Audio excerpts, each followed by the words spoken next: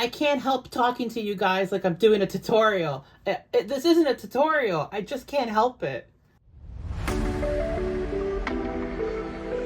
Hey guys. So, yesterday, the person that this bodice is for tried it on. It fits great. The armholes are not too tight. The only issue is the bodice is too long. In my last video about this, I did talk about how this person has a shorter torso, and sure enough, that came to be an issue. I have made a couple marks. You can see that there's a mark here and there's a mark here. This was about where their waist hit, and this was the middle of the back. I didn't actually put that mark down while they were wearing it. I probably should have, but it's too late now.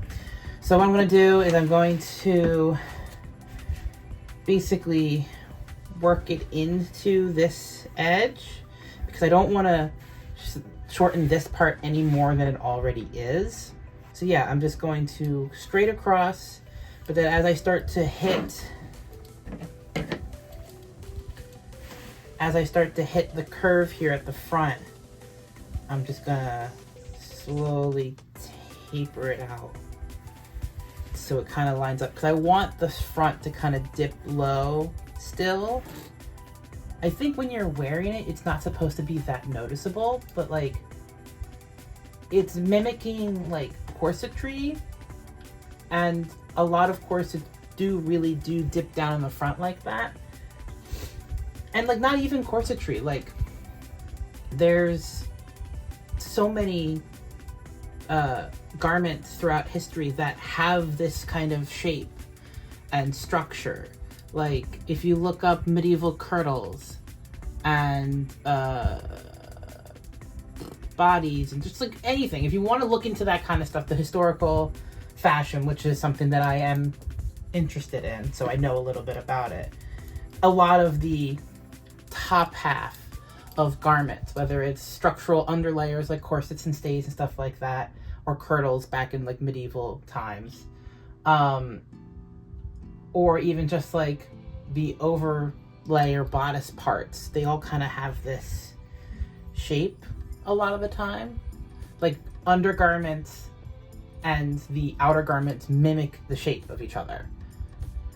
Because like if you look at Regency era stays, so that's like Bridgerton, if you look at like the stays, which is the under support garment of that time period, it just covers the bust, and the dresses mimic that, having that high empire waistline, which is basically right under the bust. Because what's the point of wearing a corset past that point if the dress pulls away from the body? Like it's supposed to be a support layer, just like how modern day bras are, but it's also like a structural layer of the entire outfit. So like you have that shape and the outfit mimics it as well. Like the dress is not going to be, you're not going to be wearing a corset that gives you either a conical shape or an hourglass shape, and then the dress just ignore it entirely. That's just not how that works. As far as I've noticed, it doesn't work like that. Anyway, the bodice that I'm working on, we're going to do the thing. It might get shortened slightly in the front here just so that the line is nice and smooth, but I'm going to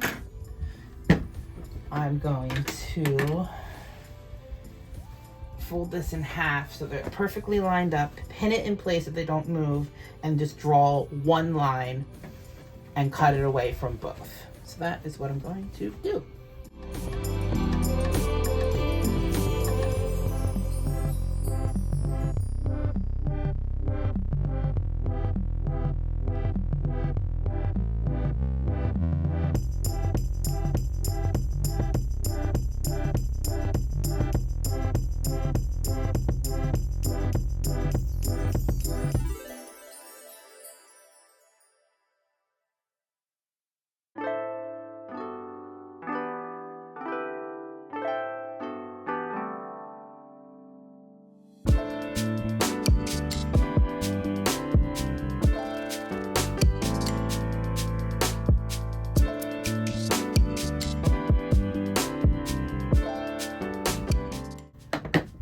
if you're wondering about the pen marks, this is a, let me see if you can get that in camera, Friction X, whatever, they're erasable. So they're basically heat erase pens.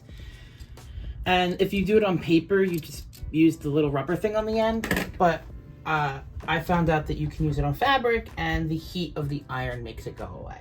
So you don't really have to worry about having ink permanently on your garments. So I've been using this pen for over a year now, and it works great. It erases, and you don't have to worry about dealing with pen marks. Yeah, so that's all cut out. So obviously it's now open at the bottom because I cut it and there's no more basting stitches.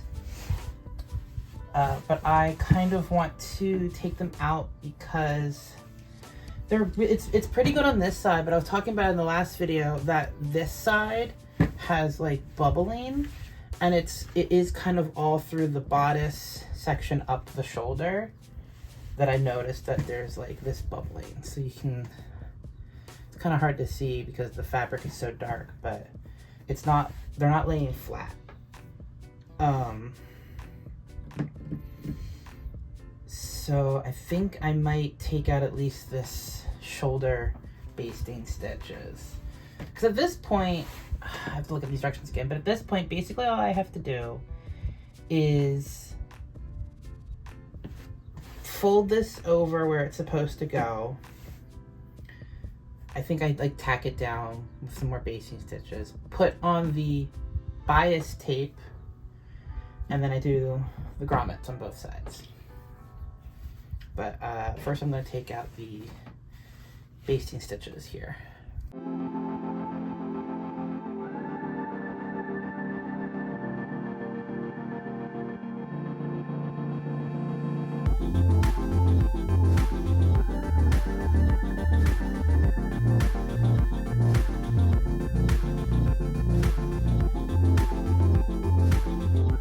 So I have to finish the edges here, then put the bias tape on, then fold it over about that much, I think.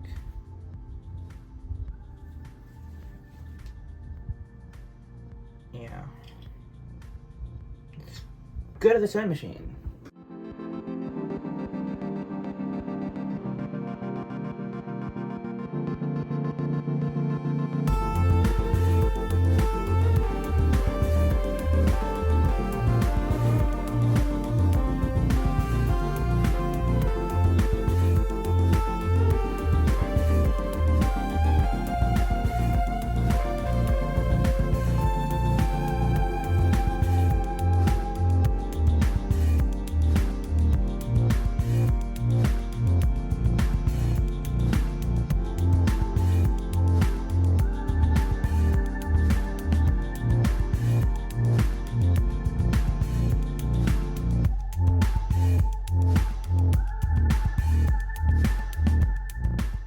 Ah!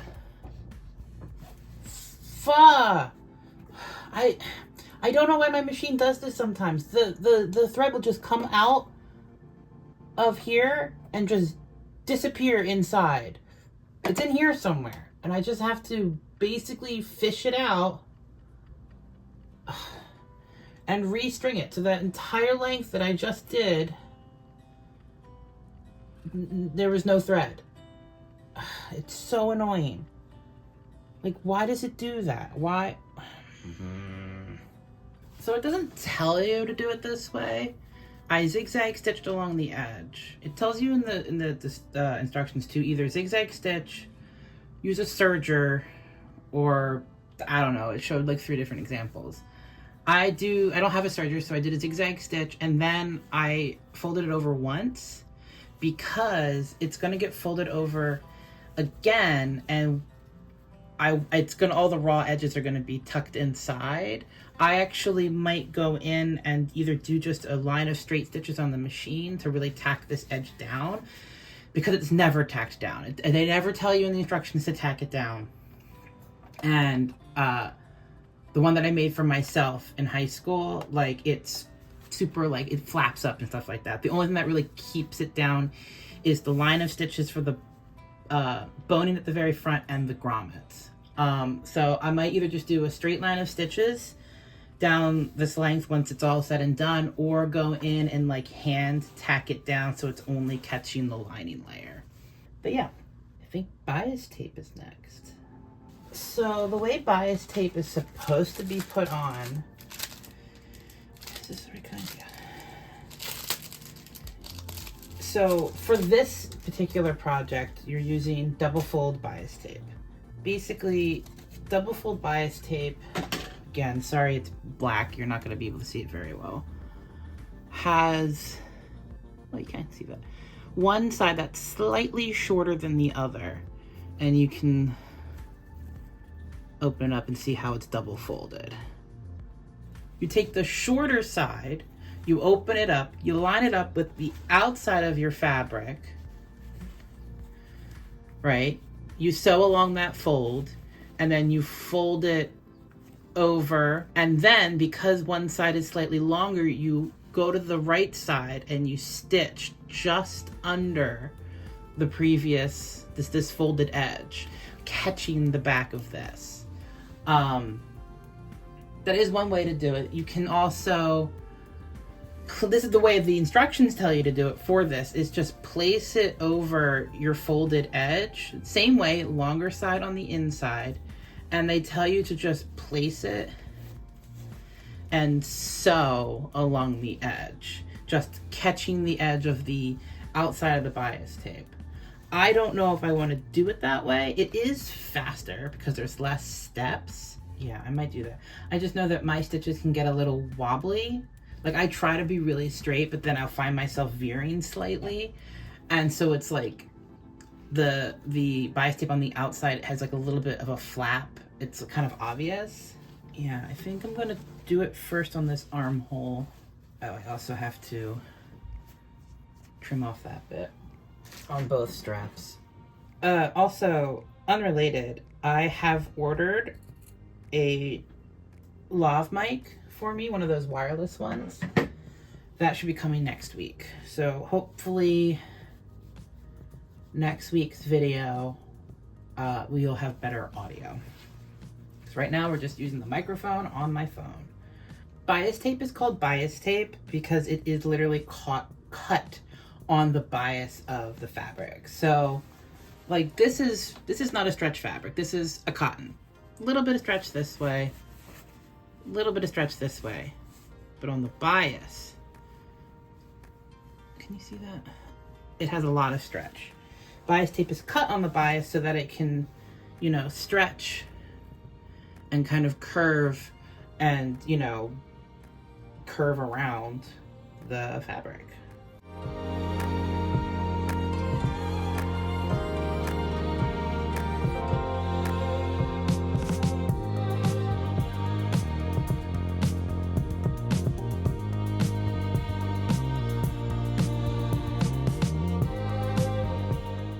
I am struggling to see where the edge of the bias tape is. Even though they're two slightly different shades of black, it's a lot of black. I can't see what I'm doing. I think I did a pretty good job. There's a couple instances where I got real close to the edge, but I didn't go off it. That's how I wish it was always like real close there, but I can't see what I'm doing. So yeah. There's the bias tape on the armhole. I will be removing these stitches later once I have everything, all the bias tape on. Let's do the other armhole, see if I have enough.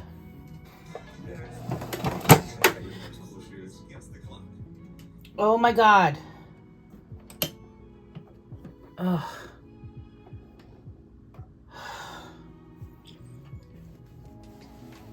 My needle just broke. I honestly don't know why. It's probably because it's a little old. Like old as in like I've been using it a lot.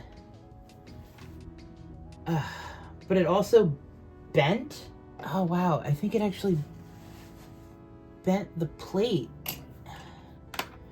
This,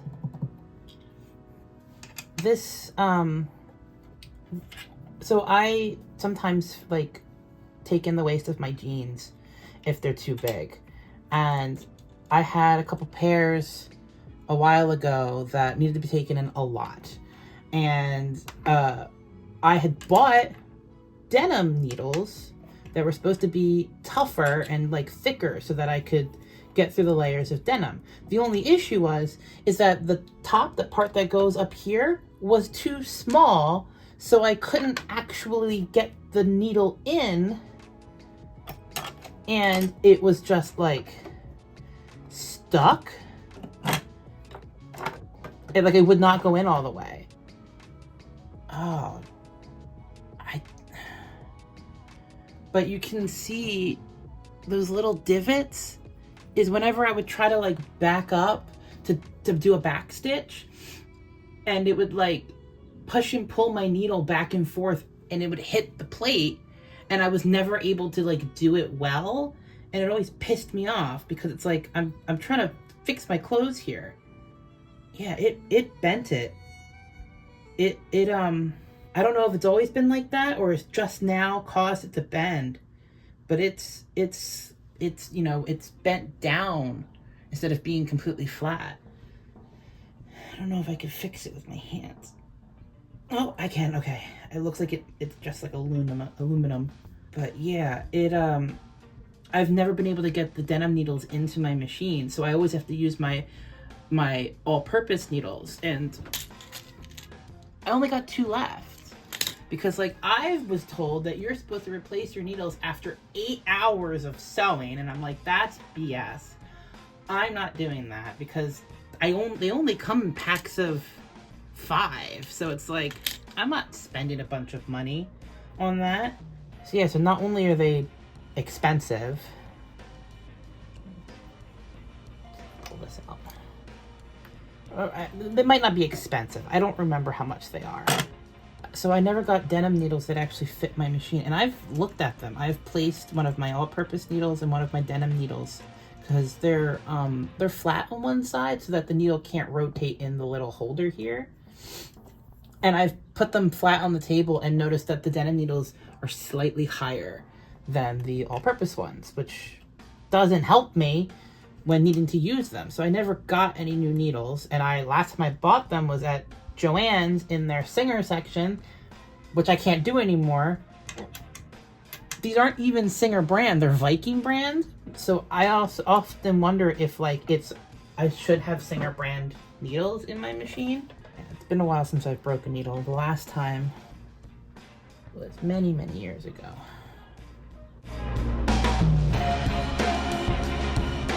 There is a way to do this just a touch easier.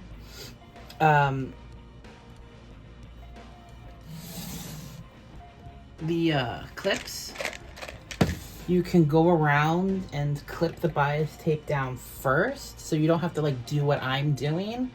I prefer to do it this way because there's a less step of me having to like pull clips off or pull pins off, and it's you can kind of adjust. I mean, not that you can't adjust if it's clipped down, but with it not attached at all and it's just loose, it allows me to kind of adjust as I go a little bit more than if it was like pinned in place.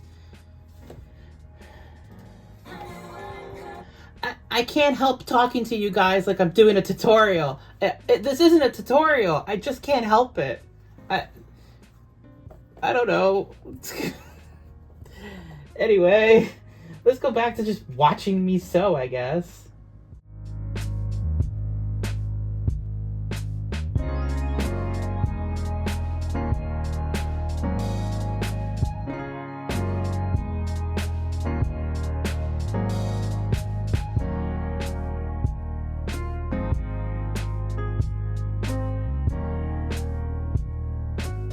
My microphone arrived yesterday.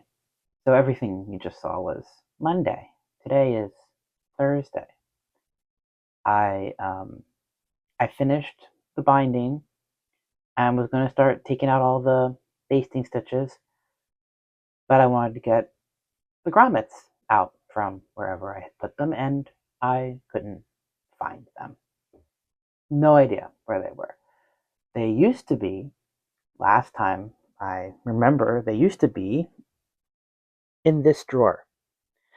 They used to be in this drawer. This is my ribbons and trims and bias tape drawer, and they weren't there anymore. They weren't with my grommet setter, which is in a different drawer. No idea where they went. I searched everywhere. I searched places that I knew I hadn't even been in recently.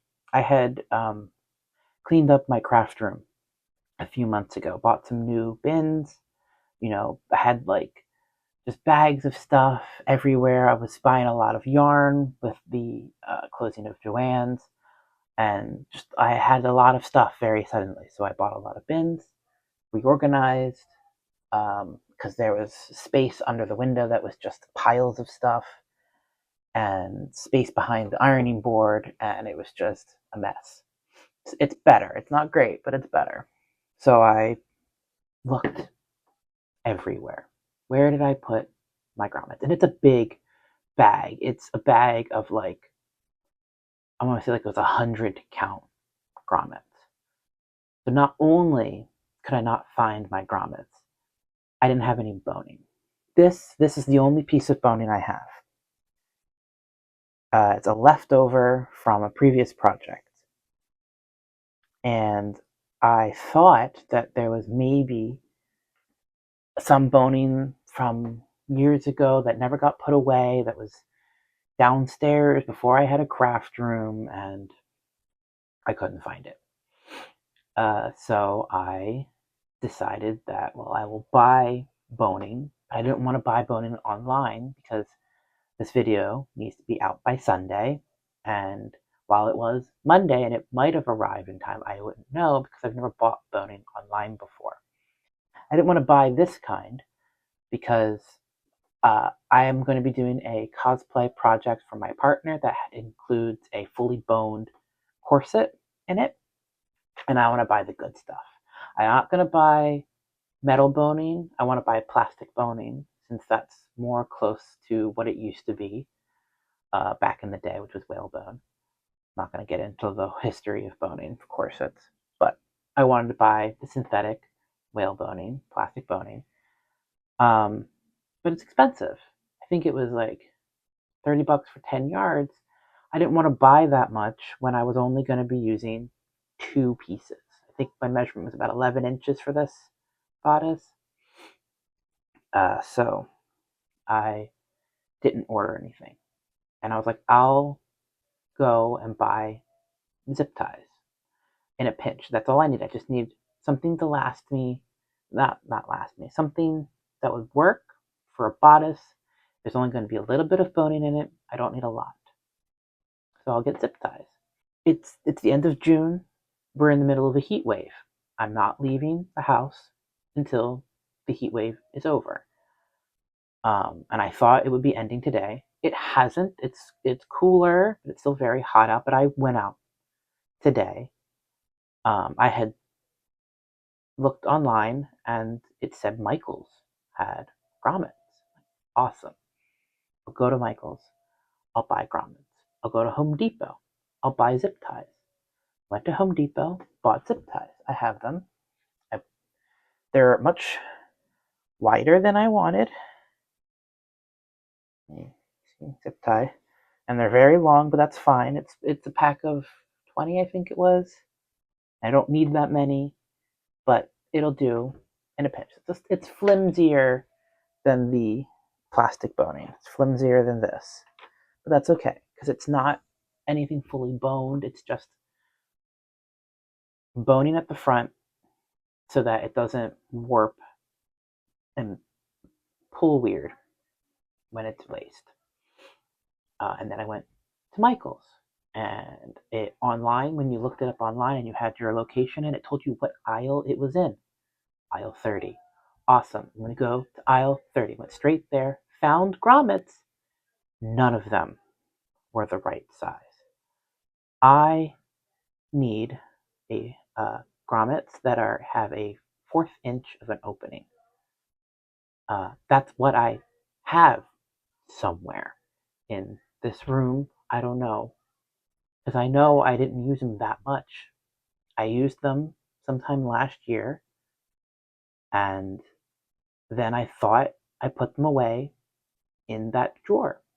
And if I didn't put them in that drawer, the only other place I think I remember them being is here. This used to be, I used to have a smaller bin on top of this green one. So I had a little bit of space. And I would put stuff there because I didn't know where to put it. I'm pretty sure it used to sit there. It's not there. So I don't have any grommets, but I have boning. I am probably going to have to do hand embroidered grommet holes, eyelet holes, whatever you want to call them, which is fine, but not ideal. Yeah. So let's figure out how much this can be folded over and figure out where I'm going to sew it down for the 2 sets of boning on either side.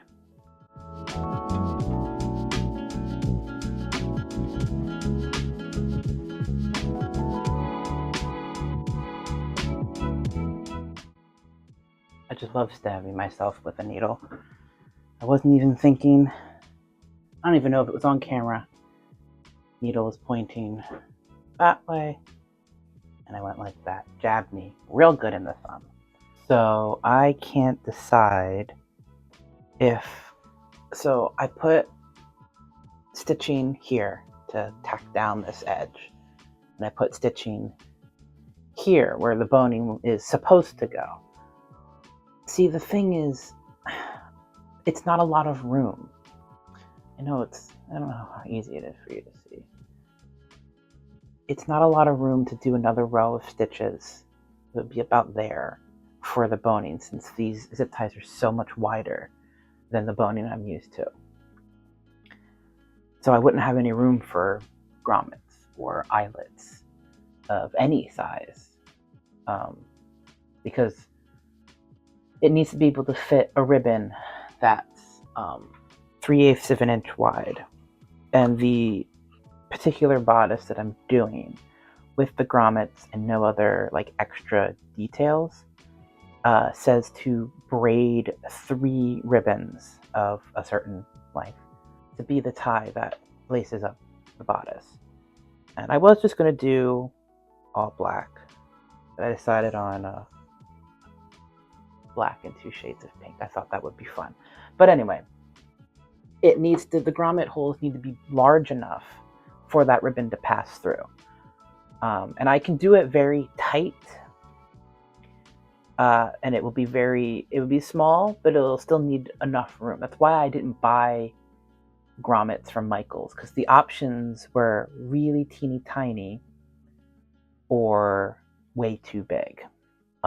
So I need to have enough room for the grommets. And I didn't buy the small grommets either because I couldn't remember if my grommet setter had pieces for grommets that small, because I was just so set on buying the 1/4 like I was supposed to.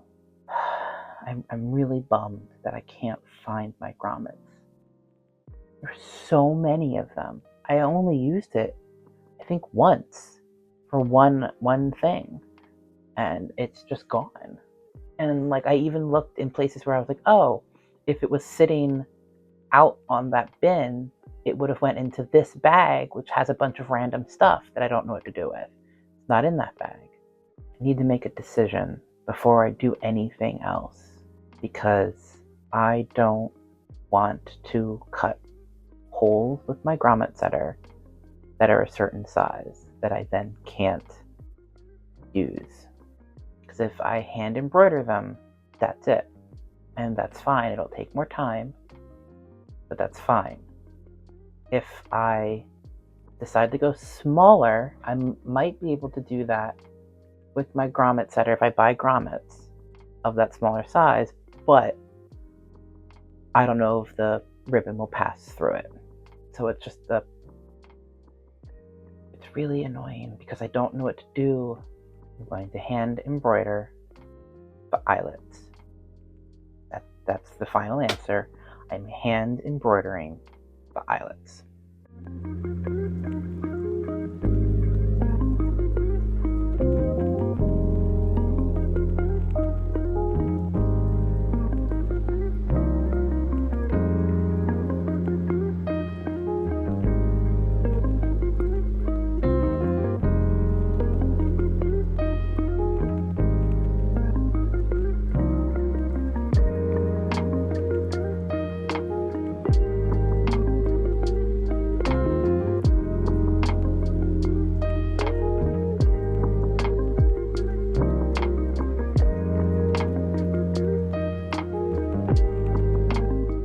All right, it's the next day. It took a little bit longer than I expected.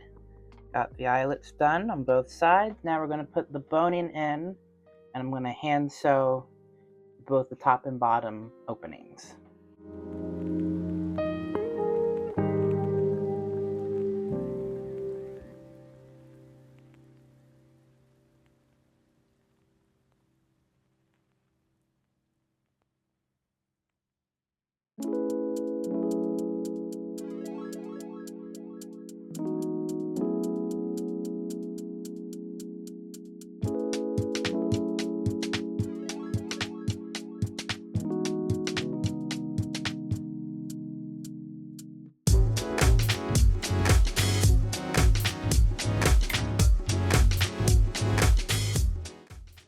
All right, and there it is. I did this braided tie with just this pink. I found that if I used this black, which is, I believe it's called gross green, and then the other shade of pink was also the same kind, it was so bulky I couldn't pass the knot through it. So I decided to do it all in this pink, but I'm also going to give them the black as an option if they want. Unfortunately, I do not live close to the person this is for, so you will not be able to see it on somebody, and it's much too small for me. Thank you so much for watching. If you like sewing, crochet, or any kind of crafts, I post every Sunday. Please like, comment, and subscribe, and I'll see you guys next time. Bye!